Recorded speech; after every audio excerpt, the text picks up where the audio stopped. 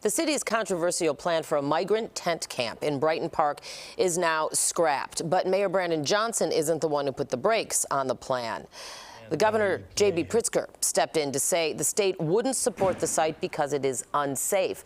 This despite the mayor's people stating just last week it was safe. It has now turned into a multi-million-dollar boondoggle. On our morning show earlier today, the former alderman of that area, George Cardenas, says the city's actually known for a decade the site was too contaminated for any building. I'm quite surprised because the Public Building Commission knew that that site was contaminated. We had tried to put a school there about 10 years ago, and we could not, because of the contaminant. This cannot be the way going forward in how we operate running the city. It's now in the studio is current 36th Ward Alderman Gilbert Villegas. Alderman, thanks for being here. Thank you.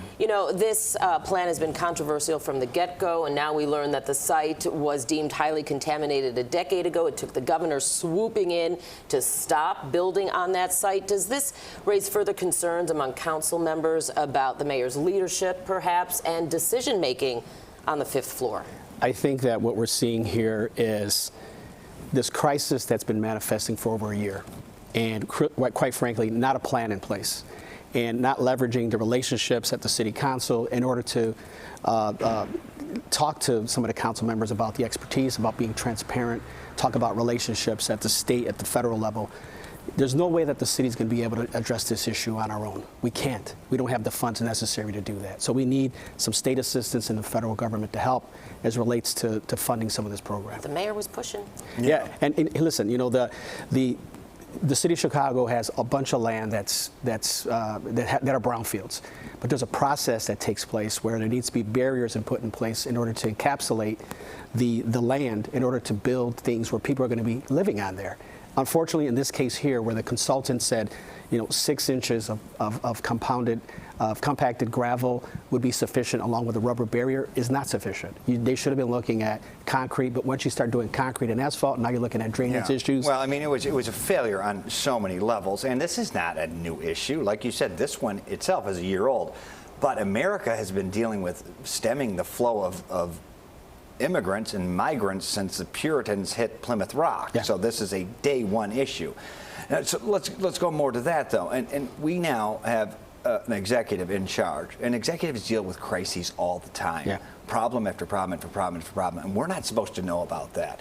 Within the past month, the executive in charge of the city of Chicago, his city floor leader, top lieutenant, you held that job, know how difficult it is, imploded, ousted because of bullying and more.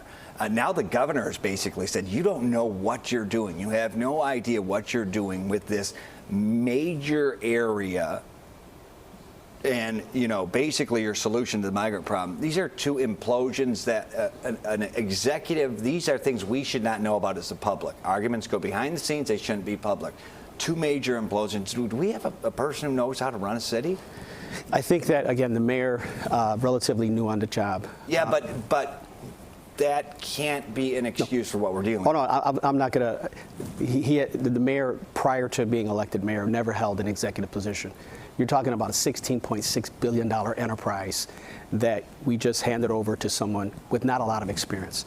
And so when you have 50 council members that are there, we've all been elected. We all want to make sure that the city's moving forward. I think it's important that the mayor collaborate with the city council. There's a lot of experiest people on the city council. And clearly that's not happening. And unfortunately that's not happening. The mayor bills himself as a collaborator. That's how he billed himself on the campaign trail as well. I think that when you're running a campaign and you're governing, it's two different things. Yeah. So when you're collaborating, I think it's important to realize that once the election's done, you won and the city council members won, and if maybe you didn't work with them, we all have a vested interest in making sure that the city's moving in the right direction. And so it's time to put pettiness aside, bring in folks that have leadership experience, help them, put them in chairmanships that can help move the city forward. I think that's where he's falling short on, is the collaboration with folks that are outside of that progressive network, that socialist network. We got to make sure that we're getting folks in there that have experience, regardless of their politics. Some would say transparency has been an issue as well, but are we looking at the state now possibly having to come in and